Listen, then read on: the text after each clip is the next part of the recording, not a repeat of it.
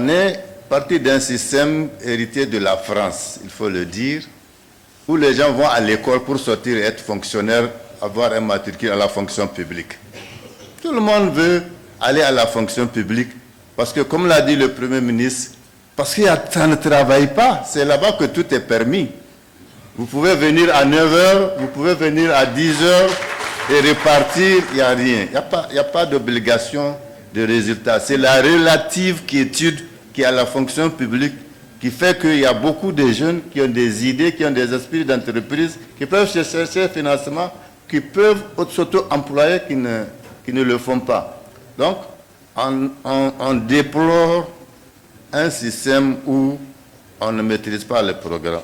On déplore un système où les partenaires de l'école, d'abord vous avez les enseignants, vous avez les programmes, vous avez les parents. Chacun, à son niveau, a plus ou moins démissionné. Le parent pense que parce qu'il a inscrit son enfant à l'école, c'est fini, le reste, c'est le travail de l'enseignant.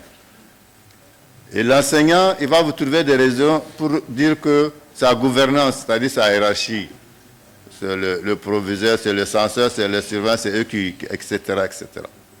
Donc, nous avons vraiment intérêt à reprendre la main sur notre système éducatif. En quoi faisant? En faisant en sorte que au moins tous les programmes soient épluchés, examinés, voir ce qui peut aller en cohérence avec la refondation et ce qui doit être carrément buffé de nos programmes. Des gens, dans ce pays, à un moment, on a soupçonné des gens de vouloir introduire une forme d'éducation sexuelle qui valoriserait justement ces mariages homosexuels. Ça ne peut pas aller.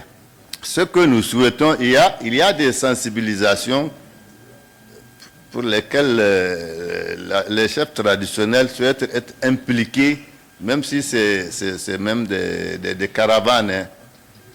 Maintenant, la vie des enseignants, souvent vous les retrouvez, ils sont confrontés à des difficultés matérielles, comme le ministre a dit, hein, parce que l'enseignant, c'est le devoir d'exemplarité.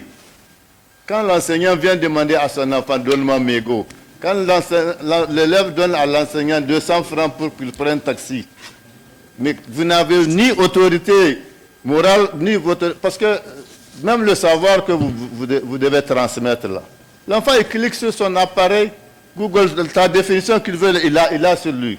Donc vous n'avez ni l'autorité, parce que vous êtes expert, que lui apprenez quelque chose, mais vous devenez son sujet parce qu'il vous achète à fumer, il vous achète les frais de taxi, ça ne peut pas aller.